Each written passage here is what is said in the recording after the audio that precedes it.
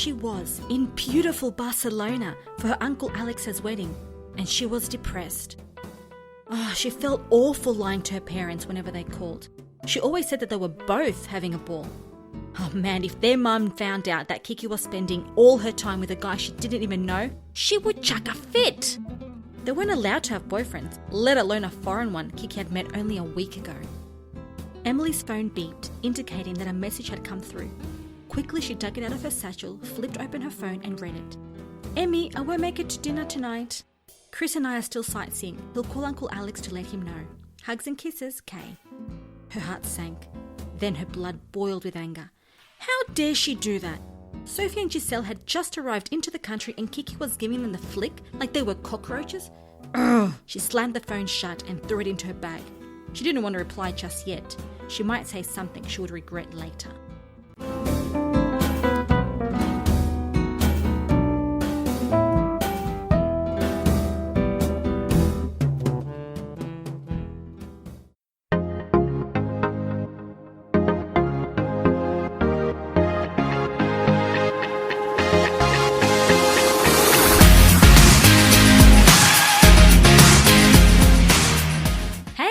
Steph here. Hi, it's Esther. We are so excited to be with you guys this month, especially since, do you want to tell us, Esther? Yes, we actually coming to the season finale, meaning that this month is our last episode until 2020. Yes, so you guys are going to have a break from us the next 2 months, but we will be back in Feb with amazing new content. And you can go back to our blog and have a look at recipes we've done and other articles and listen to them as well. Yep. And also at the beginning, you heard a story about a girl. So do you want to tell us a little bit about that, Steph? Yes, so this is actually really exciting. We're introducing you today to the Girls of Charlotte Bay. And it's a series that we're going to start doing every now and then about these cousins. And I guess they go through teen issues. Yes. So different topics that we're going to cover with their story. So one of the girls is Giselle. There's another one called Sophie. Kathleen and Emily are twins. Yes. But for short, it's Kiki and Em. Yep, Esmeralda. Esmeralda is the other cousin. Sophie and Silver. So those are the girls of Charlotte Bay, and they are fantastic. We're going to have the picture with a little bio on our blog so you can have a look and see what they look like. Yes, they're very different. Great characters, and we hope you love them as much as we do. We have loved creating this group of girls and their stories, so we hope you do too, because they've got great lessons and great storylines to them. Yeah, you can relate to one, two of them, a few of them. They've just got, different personalities that can reach different girls. Exactly. So that's what we're going to be doing today, a story about Emily. It's called... Kiki. It's called The Boy Issue. Mm-hmm. So it should be interesting. All right, let's get started.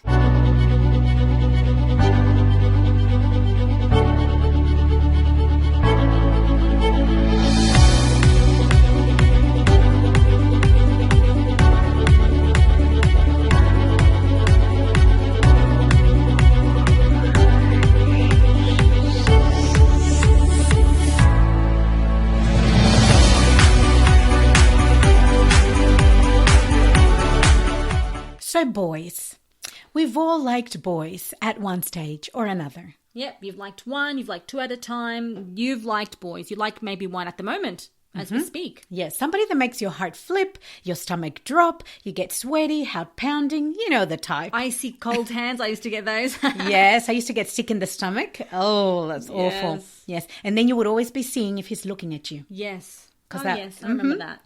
So we... as girls, we have always liked a guy or like a guy right now.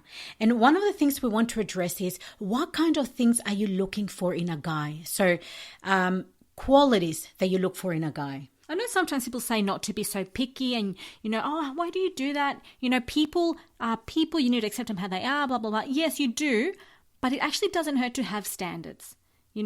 You need to not lower them just because you want a guy and say, I'll take anyone that looks at me. No. Because it will create huge heartache in the long run, and we've seen it happen. And you'll be unhappy. You'll be very unhappy.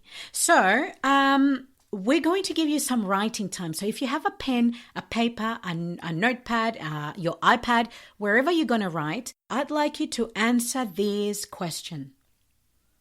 The question is, what qualities are you looking for in a guy? So if you don't know what that means, that just means things like it could be looks, it could be the way he is, how he treats you, his personality, different anything things, like that. So write at least 4. We'll give you some time and then we'll come back.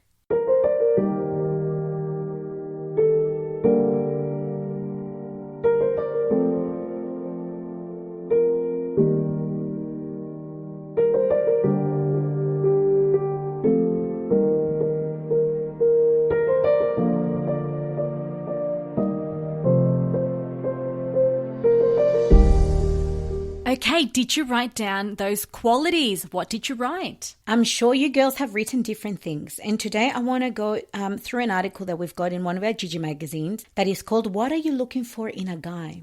And this one's important because, let me tell you.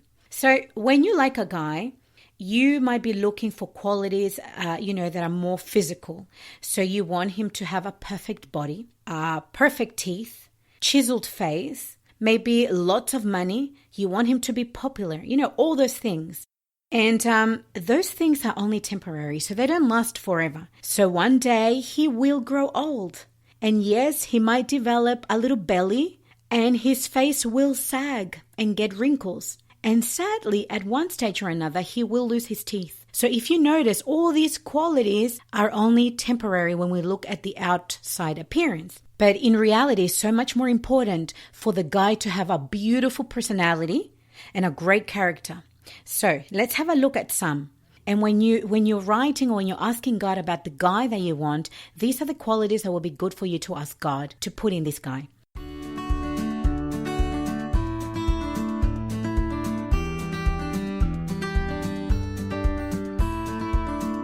So number 1, spiritual. You need a guy that is spiritual. So when problems arise, you can pray together and find strength in God. Respectful. So that he can respect your body and remain pure until marriage and respect you as a person. He needs to be a friend so that your friendship can last a lifetime and that it goes beyond just a physical attraction. He needs to be trustworthy so that even if you're not around, you know that you can trust him and he will be a young man of integrity. He needs to be kind so that he treats you well as other people. And he needs to have a good sense of humor so that you can spend beautiful moments laughing together.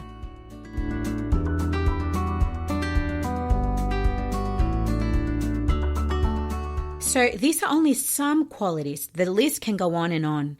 You won't find the perfect guy, but God can give you an amazing young man that will make you very, very happy. So while you wait for him to be delivered, work on making yourself the most amazing young woman possible. Those qualities are definitely something to think about. And so I actually want to give you some more time again, so you can write down some new qualities you would like him to have, qualities that are from the inside.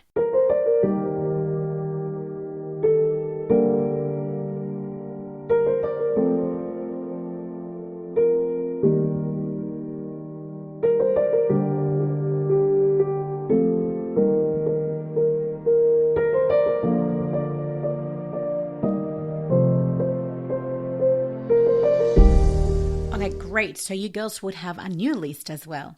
And now we've got something really exciting. We are answering your questions. Our very first official Q&A.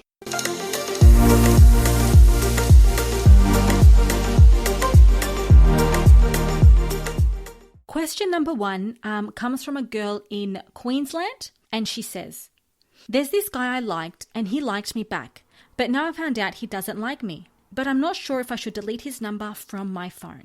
What should I do?" Okay, so in my opinion, if nothing's ended badly and it's just a crush, which we all have, you like a guy here, then you don't like him there and vice versa, there's no need to delete his number. I don't see the need, Esther, for her to delete his number. No. You're still classmates or friends. You might need to one day text and say, "Oh, hey, whatever. Do you know about this assignment?" Or you might need to, just to have a contact, but nothing. I don't think she should get rid of it.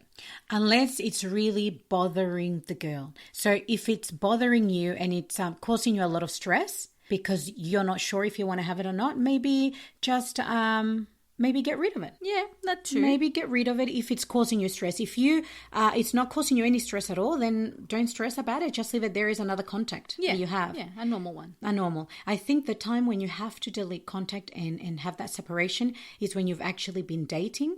You know, you've had something together, kind of negative, or an abuse. Yes. If it's abusing you by text or anything like that, definitely. But just something simple, probably not. No. Okay, cool. Hopefully that answered your question. All right, number 2. Okay, question number 2. It actually comes from a girl in Melbourne, and she says, I met this guy when I went to visit my family and we started talking and stuff. But now that I'm back home, he isn't texting me back. Or if I call him, he says he's busy or he sounds distracted. I'm really confused. Should I ask him what's happened? Oh, well. No. I'm just going to be really clear. I guess just honest about it. If he hasn't asked you out, if he hasn't told you that he likes you and no relationship has been established, you don't have the right to ask him what's happened. He doesn't owe you anything. No, it's somebody that you just met, then consider him just an acquaintance. And if you did like each other on the spot, then that's obviously over now. He doesn't like you anymore. He's not interested. And unfortunately, girls, you have to realize that boys, especially as they're in the 15, 16-year-old, they are going to like girls maybe once a week, a new girl. And that's normal. That's normal. It is normal. Yeah. Sorry, girls. Sorry, boys. Yeah. Honestly, girls, we are more loyal. When we love someone, we love them for longer. And you think about them all the time. Yes. And they don't. Boys, I'm sorry if you're listening to this, but it's nothing against you. It's your hormones. It's just part of your life. It's just part of growing up. Yeah. Yes. But then when a boy really loves someone and they're a bit older and they've matured more, this is when they go to get married and all that. But I think for now, for our beautiful girl in Melbourne, yes, I think move on. Yeah. If the phone number is bothering you, delete it. Delete it because it's obviously bothering you. You're stressed about it. It's distracting you from things that you could be doing. Yeah. Instead of dreaming of this boy that's pretty much non-existent. And he's not in. He really isn't interested. Please move on. Don't dwell on it. No, girls, you are worth more than this.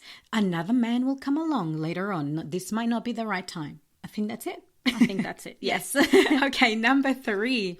Okay, question number 3 is from a girl in New South Wales, and she says, what do I do if I like a boy who isn't Christian? Oh, okay. I would say one thing first. Do you like this boy that is not Christian and you want something more to happen? Or do you like this boy from afar? Because if you like this boy from afar, sometimes we all like a boy, and nothing is going to come from it. But I think that if you're looking for a guy who is not Christian and you want something more stable, if you want to start a relationship with him, I would be careful. Yeah, I agree. Look, I've liked guys that are not Christian, and the really sad thing is that they're really nice guys and they have great qualities. Sometimes they have better qualities than the ones that are in the church, which is really, really sad. And you're thinking, but they are good people, God would love them and he does love them. Why can't I date? Not having the common ground about God is a really, really big thing. I really, really, really fell for this guy once who wasn't Christian, but just a beautiful person. And I was really struggling and things could have come from it, but it didn't. I knew it just wasn't right. But it was a really big struggle for me, and I really, really did fall for this guy. But I did pray about it, and I actually got my answer, this is really funny, through my 2 nephews. One of them, I think, was 4, and the other one was 7. And this is obviously a God thing because they honestly have no clue. And I remember just asking them as a joke, I said, so what do you think if I start dating this guy who isn't Christian? And they just looked at me and said, one of them said, well, Auntie, Tia in Spanish, they call me Tia. Well, Tia, they said, you will either get pulled out of church because you want to make him happy, or he's going to break your heart because you're going to choose church and not him. And I felt like they had just poured cold water on me thinking, okay, these children have no idea that, that's a God answer. And so I had to let that friendship go. It was hard, but I had my answer. And you cannot have your foot on either side of the fence. You can't be neutral either. You've got to choose yes or no, but you can't have both. So if he's not Christian, unfortunately, it's not a good idea to play with fire. But I'm not saying to automatically date one that's in church because he might not be any good either. You just have to pray for someone, but definitely make sure that they are Christian if you do consider it. So I hope that helps. I also think it's important to have a look at what the Bible says. And Proverbs 27:7 says, "An iron sharpens iron, so one person sharpens another." So we have to see that the people that we hang around with, or the people that surround us and closest to us, are the ones that are going to help us come closer to God or pull us away from God. Because when you like someone, just say you're going to go to church and he doesn't want to because he wants to spend time with you, you are going to choose the guy you love because you want to make him happy and you want to spend time with him. So it's important to find someone who believes the same as you that could lift you up, and it's not like a dead weight that you have to be pulling and it's going to be more of a burden. The other one, 2 Corinthians 6:14 says, "Do not be yoked together with unbelievers. For what do righteousness and wickedness have in common? Or what fellowship can light have with darkness?" So I know that sounds like a harsh verse, but what it means, or just the beginning where it says do not be yoked together with unbelievers, it's because relationships are pretty hard. You have to work really hard to have a good, strong relationship with somebody. And if you add to that mix a different belief, he believes something else and you believe something different, that's going to put more strain in your life. I've had a few friends that have married men that are not Christian, and they have had it tough. They say to me, "Esther, my spiritual life is lonely because when I have a problem, I can't run to him and say, 'Honey, let's pray together.' It's me battling our problems by myself." I personally wouldn't date someone that's not Christian because I want someone who can lift me up spiritually. I don't want someone that I'm going to be dragging along and he'll just come for the ride because he wants to please me. I want him to love Jesus first.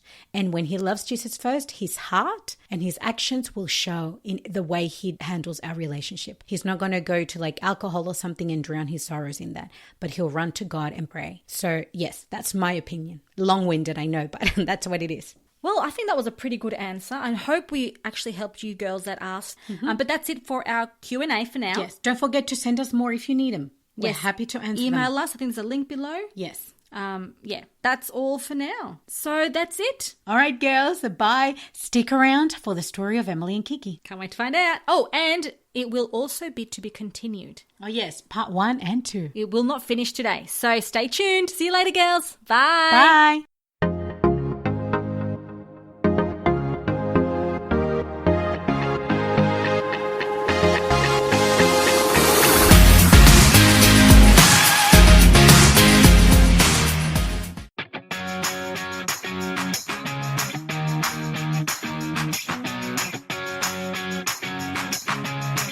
Charlotte Bay Girls, The Boy Issue, Part 1.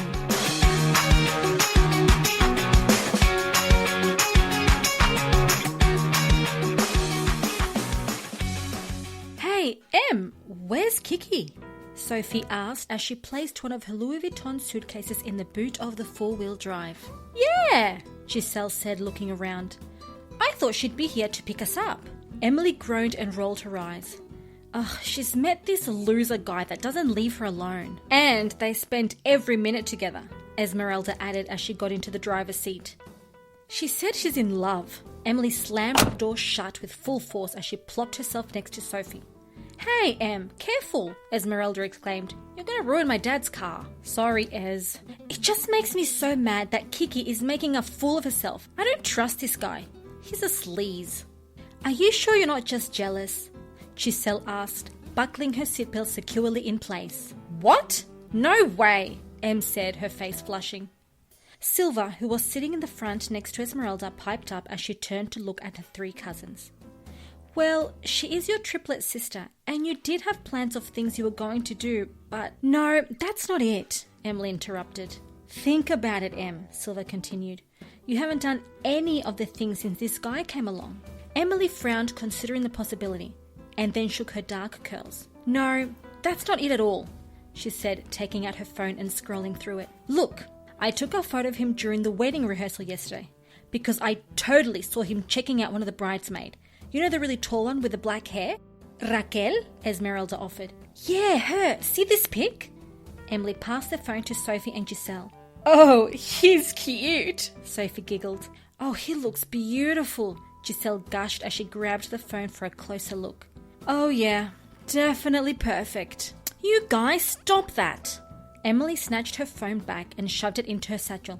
I'm serious. He was checking her out. Sorry to burst your bubble, Em, said Giselle, but in that picture, you can't see him looking at anyone. Giselle touched her cousin's arm in sympathy. Esmeralda looked at her through the rearview mirror. Sorry, Em. I know you think he's a bad person and everything. Her voice trailed off. Are you sure you didn't take that photo just to be looking at him? Sophie laughed and everyone followed suit, except for Emily, who scowled and glared at her cousins. I love you guys to bits, but sometimes I could just strangle you. They only laughed the more. She looked out the car window, oblivious to the scenery rolling by, and sighed. Was Silver right? Was she just jealous because her sister was spending all her time with this cute guy? Triplets are supposed to have a close connection, she thought. Maybe she did miss her sister too much. She had to admit she was disappointed that they hadn't done anything they'd planned together. Nevertheless, something about this guy really bugged her, and she just couldn't place it. Oh man, I really need to vent, she thought. She wished her best friend Taylor was close by so they could chat. I have to send her a long email tonight just to tell her everything, Emily decided. Taylor always had great advice. Here she was in beautiful Barcelona for her Uncle Alex's wedding, and she was depressed. Also, she felt awful lying to her parents whenever they called. She always said that they were both having a ball. Man, if their mum found out that Kiki was spending all her time with a guy she didn't know, she would chuck a fit. They weren't allowed to have boyfriends, let alone foreign ones she had only met a week ago. And was this guy even a Christian? He never mentioned God. And a few days ago, when they prayed before a meal, Emily had opened one eye and caught him glancing around the room looking bored. No respect at all, she mumbled under her breath. The laughter of her cousins broke the spell of her thoughts and brought her back to reality. They had driven through her uncle's front gates already? The drive back had definitely felt faster due to the fun and noisy ride it had been. Hola, Giselle, Sophie, Uncle Alex greeted them. Hi, Uncle Alex, the girls answered in unison as they ran over to give him a big hug and kiss. So good to see you girls. Look how grown up you are. I trust the flight wasn't too boring for you, eh? No way! Giselle exclaimed. It was amazing. Or? Esmeralda's father Alejandro frowned, not understanding how a 24-hour flight was so amazing, as Giselle had stated. Sophie flicked her long blonde hair and positioned her designer carry-on bag on her shoulder. Well, being such a long trip, Daddy thought it would be nice for me to travel first class. And naturally, I wouldn't leave Giselle in economy. Sophie wrapped her arm around Giselle and giggled. That's what happens when you're Daddy's little princess, Esmeralda remarked loudly, dragging a large suitcase behind her. Hey, I heard that, Sophie pouted. And don't drag my Louis, she squealed. It might wreck. Everyone laughed. But you do have a heart of gold, Silver concluded as they walked into the house together. Emily's phone beeped, indicating that a message had come through. Quickly, she dug it out of her satchel and flipped it open. It read, Emmy, I won't make it for dinner tonight. Chris and I are still sightseeing. He'll call Uncle Alex to let him know. Hugs and kisses, Kay. Her heart sank. Then her blood boiled with anger. How dare she do that? Sophie and Giselle had just arrived into the country and Kiki was giving them the flick like they were cockroaches? Urgh! She slammed the phone shut and threw it into her bag. She didn't want to reply just yet. She might say something she would regret later. Kiki checked her phone for what seemed the 100th time. It had been over an hour and Emma hadn't replied. That was so weird. She always had her phone with her and replied within seconds, even when she was in class. Kiki giggled, shaking her head and remembering Em's phone obsession. Had her phone died? No, that wasn't it either. She always carried her charger just in case. Kiki let out a sigh as she came to the only other possible conclusion. Em was mad at her. Kiki groaned, hating having her twin mad at her. It wasn't fun. She began to dial and rehearse in her mind everything she would say to make Em happy again. Catherine! Chris's smooth accent interrupted her thoughts as she was about to press call. Kiki looked up and saw him holding a gorgeous sparkly bracelet. She gasped and walked closer to his side, the phone call forgotten. Oh, wow, that's stunning, Kiki gushed, taking a closer look. And expensive, Chris laughed. Happy to hear you like it. Even in the soft night lighting, Chris's eyes twinkled.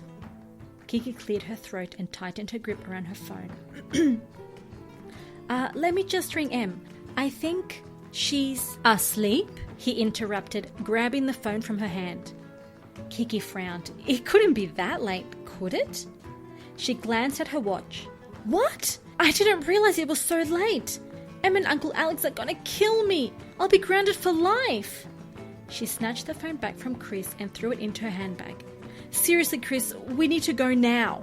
She hurried along the concreted street of Las Ramblas, oblivious to her surroundings and the delicious smells of food wafting through the air. All she could think about was getting into huge trouble with her Uncle Alex and him ringing home to tell her parents. She cringed at the thought of her parents' fury if they knew she was out with a guy 5 years older than her, a foreigner, and a complete stranger. Catherine, please. She could hear Chris running behind her and muttering under his breath in Spanish or Catalan. She didn't speak either, so she wasn't sure. Finally, Chris caught up with her and grabbed her arm to stop her. What is wrong? Kiki exhaled and pointed to her watch. It's 1 a.m., Chris.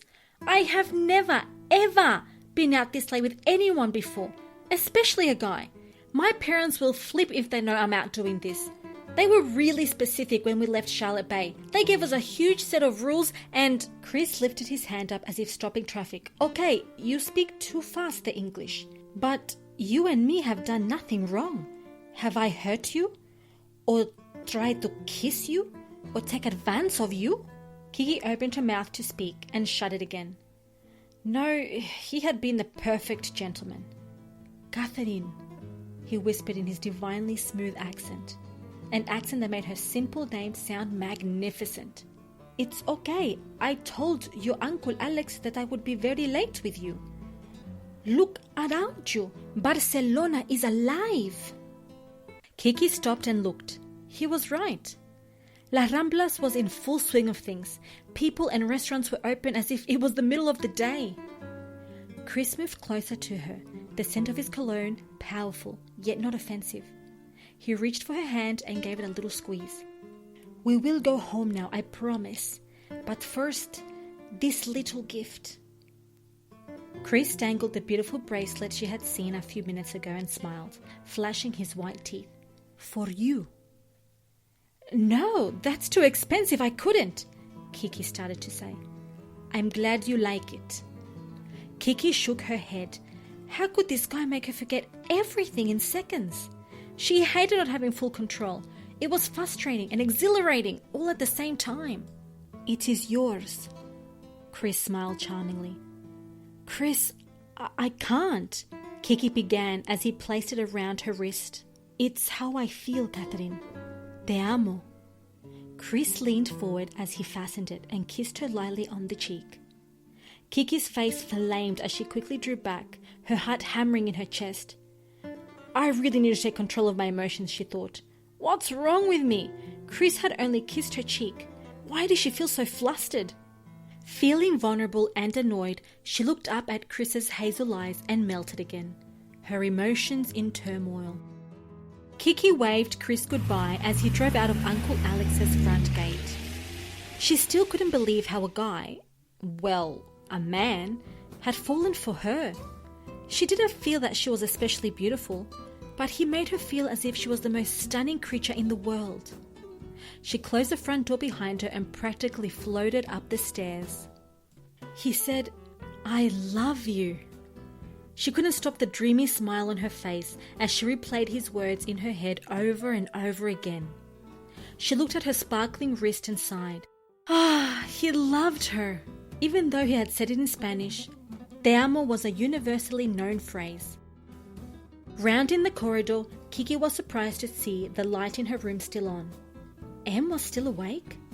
Opening the door slowly, Kiki saw her twin lying on her back on her bed with headphones on, a type of Barcelona sweetbread on a napkin, and what looked like a glass of cold milk on the bedside table. Kiki wanted to laugh out loud. Her sister looked like she was in heaven. She knew how to indulge in the simple things. Kiki walked over and peered at her from above. Em looked up. Kiki gave her a tentative smile.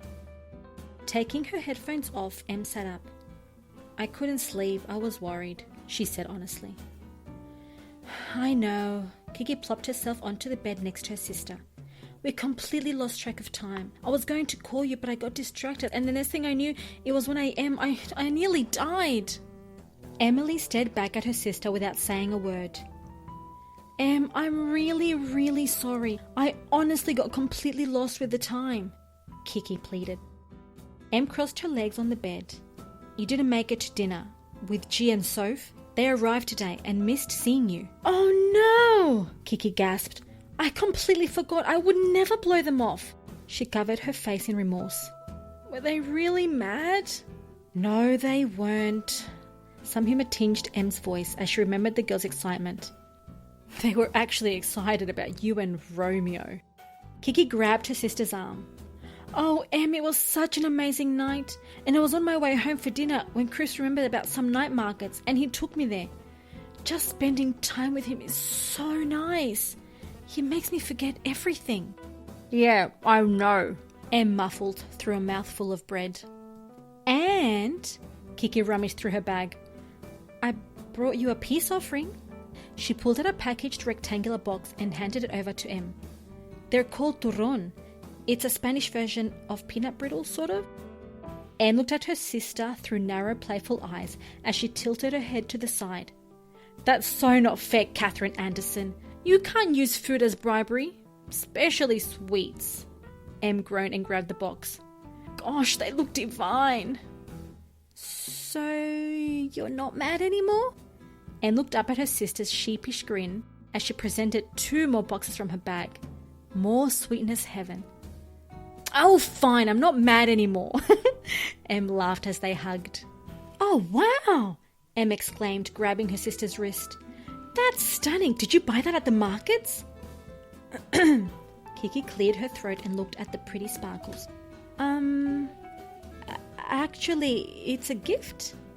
She didn't say from whom. It looks really expensive, Kiki. It is, Kiki began as she told Em everything. Kix, that's too much to give someone you basically just met. It's been like just over a week and he's buying you expensive gifts and proclaiming his love? It's going way too fast. I know, but... Kiki stood up and took off the bracelet, admiring it again. Look, I'm just saying that you have to be careful and you can't keep the bracelet.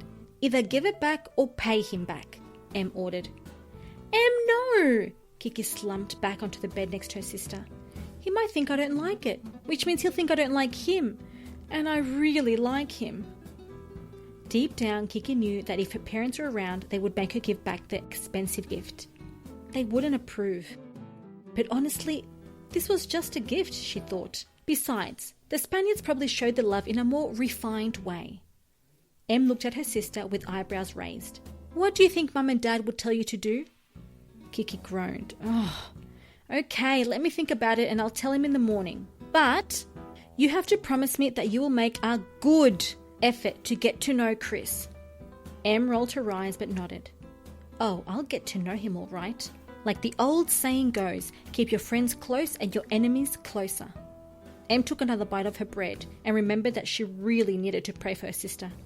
Kiki was definitely not thinking or acting like herself. What had happened to the self-controlled, grounded girl from Charlotte Bay?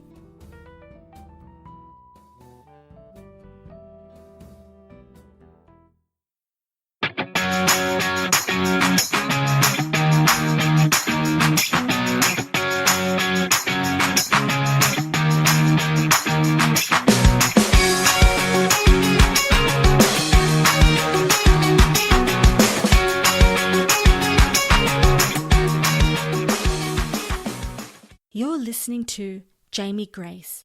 God. Yeah. If my eyes light up when I say your name and it's written all over my face, tell me, does it make me crazy? Well, maybe I got something that I can't explain, and the beauty of it never changes. It's got me wrapped up, I'm all caught up. I can't help but say I'm a God girl, that's